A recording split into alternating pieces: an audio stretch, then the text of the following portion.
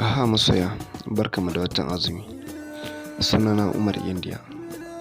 Da Allah in wannan shine zuwan ka na farko, ka danna mun subscribe sannan ka danna mun alamar ƙararrawa. Sakamakon wancan YouTube din nawa an yi min hakin. Nagode.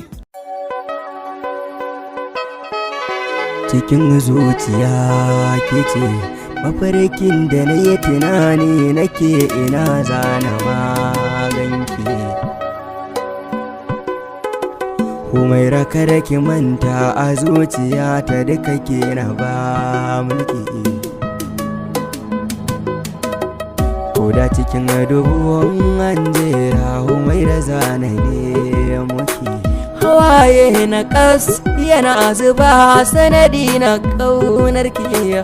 Kumai ragin biya ta mata ina zana maganki. Ma ilimi da tarbiya da kyan hali burina in aure ki. Su mahaɗi na zuciya don Allah ban so ku dinga mamaki. Ta zamuto a ni na zamuto a ita kaga yar gidan mulki. Idan na damuwa ki saranki ni kadai ne nake sanki. Naga kuna tsanar yan wasan Hausa me ke faruwa? Da mu da ku guda ne ba wani bambancin rayuwa. Kun ɗaukar tsana da ƙiyayya a kuma na a rayuwa.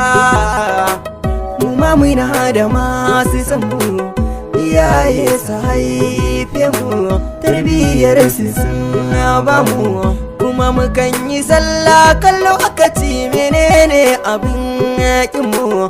Allah ne ya tsara ai ita ce hanyar cin abin mu. Da mun abin gani ku ne kuke gani, da mun yi so ku kore mu. Yayan ku ba ku san ba mu, to menene laifin mu? Ba aibu a halin mu. Mu ma malamai ne dan faɗakarwa a muke sana'o'inmu. Har wasu su gani ta kasi waya su ne suke ta gaishe mu. Godiya muke yi kun ji masoya masu kaunar mu.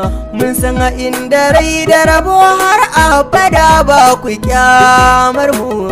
Idan ga ku kun da masoya ba mu yin damuwa.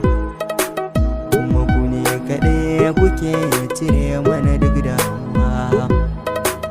Idan muna cikin damuwa kuma kuna damuwa. Soyayya gaman jini ce, dimai raba ta sai ya azauce. Hukunce sai ya haukace. Bagunsa rayuwa ta kare, kuma dariya ta kare. Akwan tashi sai ya azare.